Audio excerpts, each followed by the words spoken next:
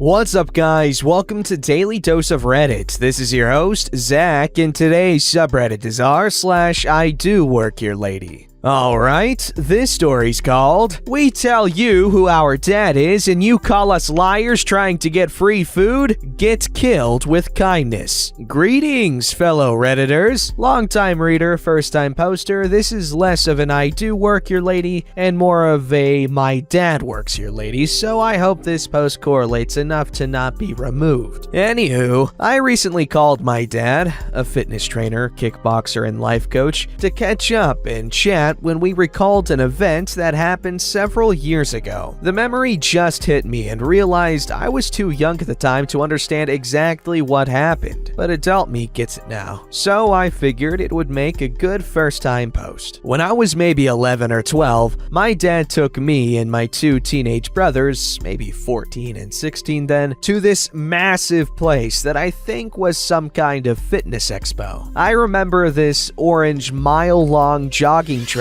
inside that circled the room, several areas to exercise with top-notch workout equipment, spin cycling, power yoga, weightlifting, and the like, and a swimming pool area that would moisten Michael Phelps' wettest dreams. I also remember this huge room with more workout equipment, with a big enclosed space in the epicenter of the room with a kind of stage inside. It was hard to see clearly on the outside, likely for privacy reasons, and so the trainees are less distracted.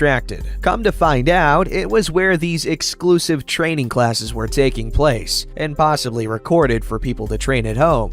But I could be wrong, with some house mixes bumping on the speakers that would make anyone want to get up and get down. Damn, I miss 90s house music. Check it out if you're unfamiliar. You won't be disappointed. Since my dad was one of many star trainers attending, my brothers and I received guest lanyards, which allowed us to roam the place if we wanted. Our parents raised us well to be responsible and behave in public, or it meant our asses when we got home. The only thing was, we weren't allowed to use the equipment. No biggie. It was the same rule when he took us with him at one of the fitness centers he co-managed over the years, so that was nothing new. Dad introduced us to some of his clients and fellow instructors, many of whom recognized us as our dad had our pictures on his desk and talked about us often, especially me, as I resemble him more than my mother. I remember some saying I was such a pretty girl in my puffy winter coat. Being the super shy type, I reacted as you might expect, but I still knew when to say thank you, especially with Dad being so proud to introduce his kids. As the time for my dad to start his class in that dope AF enclosed space grew closer, he told my brothers and me that if we got hungry to tell the clerk to put anything we want on his tab, and he would pay for our food when his class was over. We weren't greedy kids and knew not to overindulge, so the trust was there. Pretty much everyone in this place knew my dad, so we just had to drop his name to the clerk when we were ready to eat. He gave me a kiss, gave my brothers the usual "look out for your baby sister," and left to be awesome. The place where we wanted to get food had the best view from the third floor. This ginormously wide window, which did my fear of heights no favors,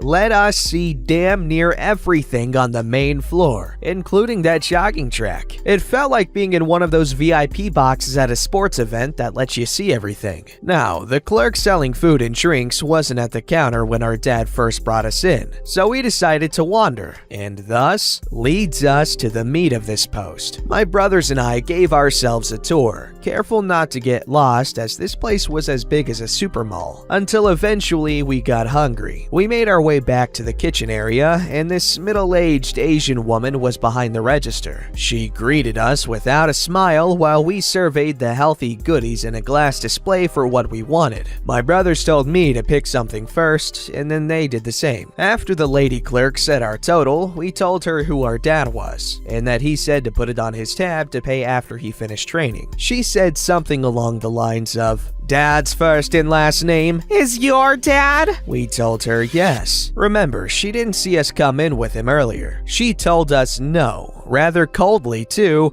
and that unless we paid for everything ourselves, we weren't getting anything. My oldest brother told her we couldn't pay, hence our dad suggesting the tab option. She just cut my brother off and told us to go. And no, we couldn't show her a photo as proof because camera cell phones weren't quite a thing yet. Disheartened, we just sat at the table across the room and watched everything outside the window. We even kept track of specific people going around the mile-long track for who made a full circuit the fastest. Kinda made a game of it while we talked about other things. While we sat waiting, I glanced occasionally at the lady clerk, who I swear could open the circus with the daggers her eyes were throwing at us. I realized now that she was probably keeping an eye on us in case we tried to steal or something. In my job experience in recent years, I understand keeping an eye for suspicious-looking people is part of any job description, and my brothers were really tall.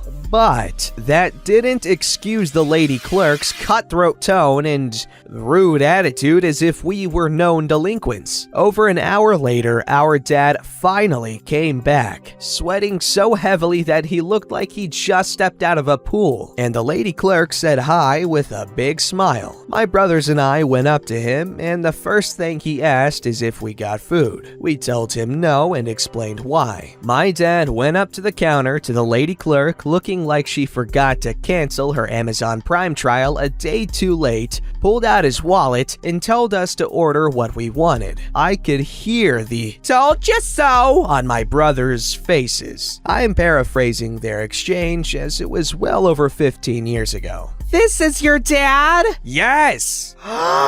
And these are your children? Yes. She takes a good 5 seconds to get her jaw off the floor and starts to profusely apologize while my dad, a tallish black man with a shaved head, small hoop earring, and the physique that puts upscale nightclub bouncers to shame, gives her Keanu Reeves levels of kindness and understanding, while she is all but kissing his ass while getting our, and now dad's, orders. She even threw in some free oatmeal raisin cookies for the trouble. My brothers and I are like, "Sweet, thanks." My dad bid her a good day and we left. My dad is a Muthafugin boss in more ways than his job title. Update. Whoa, I never imagined this post would go kablooey like this. And yay, my first rewards. Thank you so much, kind people. May you find $20 in a jacket pocket you haven't worn since November. Thank you to those who made sweet and heartwarming comments. I love making people happy and am thankful my past story brightened your day in these dark ones. As for the less than sweet comments, I understand where you're coming from and honestly can't say why certain things didn't happen differently when this happened to me, my two bros, and dad. As I said, I had jobs in the past where we have had to watch out for people we felt suspicious of, hence me not faulting the lady clerk for hers. Maybe I didn't make it clear that it was her immediate rudeness and dismissal of me and my two brothers that bothered me, which again, I understand, but that didn't mean my feelings weren't hurt by her actions and words. I was a shy kid after all. Imagine how that made me feel at the time. And those who asked why my dad didn't just give us the money, I honestly don't know, as this happened more than half my life ago. My dad is a wonderfully kind and assertive man who loves us and continues to guide us in our adult years, and does the same for his grandchildren who also look up to him. Well, first off, let me answer the whole why didn't he just give them money? Well, first of all, if you have a tab, why not use it? Second of all, he wanted them to get whatever they wanted, so if he gave them money and there wasn't enough money to get what they wanted, well, that would suck. Third, it's pretty easy to lose money, and, you know, like I said, tabs are convenient. Anyway, overall, the story was pretty cool. That place sounds really freaking amazing. This story's called I Don't Have a Teacher, I'm the Driver. First time posting to this sub, I'm on mobile, so I hope formatting is okay. Just a little background. I haven't been in high school for a very long time. When I graduated, the internet was just becoming a thing. That being said, at my 20-year high school reunion,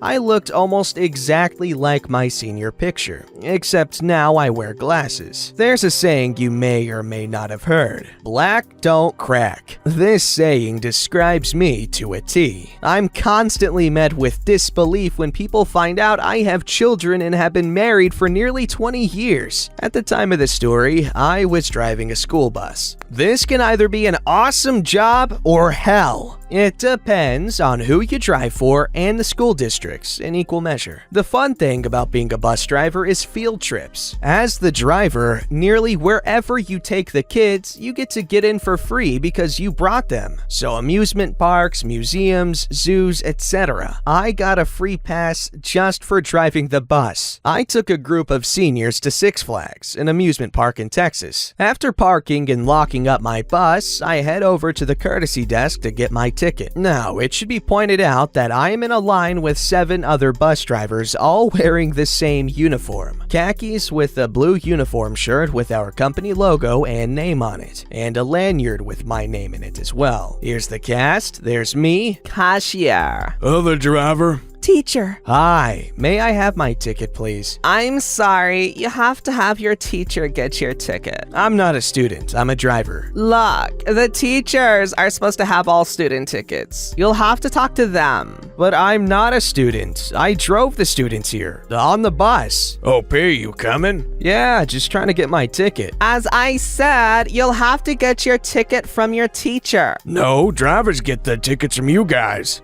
Yes, but the students have to get it from their teachers. But I'm not a student. Hey, OP, the students wanted to know if you take a few of them with you as a group. Not required, but I was a popular bus driver and the kids liked me. If I can get my ticket. Your teacher should have it. Miss, OP is our bus driver. He's not a student, and the drivers are supposed to get a complimentary ticket. Can I see some ID? I show my CDL. I'm so sorry, sir. I'll have that in just a moment. Well, at least you're aging well. You are aging, right? My knees tell me I am. Sports injury. That was a pretty cute story. I've pretty much only ever had cool bus drivers. I'd say that bus drivers and custodians are like the cool uncles and aunts of school faculty. This story's called, Lady, I'm the Teacher. Please stop yelling at my student. While I was 21 and studying for my languages and teaching degree, one of my teachers had a languages school and offered me a job to teach English and French since I'm fluent in both. I would teach 4 times a week and worked with the 4 group ages: children, teens, young adults, and adults. On Wednesdays, I started my afternoon with children, and it ended with adults. Most adults were 40-plus professionals who went to class after work, and some of them wore very formal clothes because of that. One of the kids from the children's intermediate class loved learning English and was a fast learner, so he recommended her to attend an extra children's conversational club class on Monday, higher level, while still attending her normal classes on Wednesdays. She was very excited about it, and her dad, divorced parents, was fine with it. I don't know what the kid's mom understood, but she thought we somehow were setting her back, and the woman decided she couldn't wait and needed to argue with us that same day. Adults lessons started at 7 p.m., and it was around 6:55, so some of the adults were chilling and talking about their week before class when the lady arrived. She looked around the classroom and directly went to Paul, a very shy, suit-wearing bank manager. How dare you pull my kid out of her class and put her in a level for beginners? Miss, please. Be quiet! I'm talking with the teacher! Some of the other students were laughing. Stop laughing, you losers! My kid is 9 and knows more English than all of you! This is enough. Please get out of the classroom. Don't tell me what to do! I'm not telling you this again. Please leave the classroom and stop yelling at my students. Crazy mom is pointing at Paul crazily. Look, miss, we can talk in my office, but you need to leave this room now. One of the students who owned a restaurant made a joke about dealing with annoying people like her on the daily, and the crazy mom got even angrier, but I managed to get her out of the room. I explained again that I was the teacher, but she refused to talk to me because you are so young, and yelled a popular yet ridiculous saying about young people. That really pissed me off, and I wasn't very kind when I told her, "Look, miss, I'm their teacher, and I'm your kid's teacher. So if you please stop acting like a child and tell me what your problem is, I might be able to help you." Somehow that snapped her out of her tantrum, and she left slowly and loudly, stomping downstairs. It literally took her like 5 minutes to get down 16 steps. I went back to the classroom, apologized to the students, and we had a pretty nice conversation about how culturally here is quite common for middle-aged old people to look down on younger professionals. Some of them even accepted that in the past they acted like the lady in a situation but would never do it again, and others say they would give extra support to their younger colleagues. Damn, 21 years old and already teaching classes. Hit me up, down, left, right, whatever you want, baby. Anyway, that honestly seems like a really cool environment to learn, because you're teaching kids, little kids, big kids, and adults. That's cool. That's so cool. Imagine all the different freaking people you'd encounter and stuff like that. That's crazy. This story's called, "That's Nice of You, but I Work Here." To preface, I do look young for my age, even more so when this happened. I, 23 male at the time, coached high school wrestling for a few years at the school I graduated from with my old head coach. I finished work about an hour before practice, so I was always early and either worked out in the empty loft or talked crap with my old gym teachers. On my first day of practice, I had to go to the athletic director's office for keys to the school and locker room, but he wasn't in, so I made my way to the main office. Having gone here for school, I knew where everything was and don't think I looked lost, but I didn't have a pass, so that could have been confusing. While walking down the hall, I was stopped by one of the students. Hi, can I help you find where you're going? Nah, I'm just headed to the office, but thanks. Oh, okay. Well,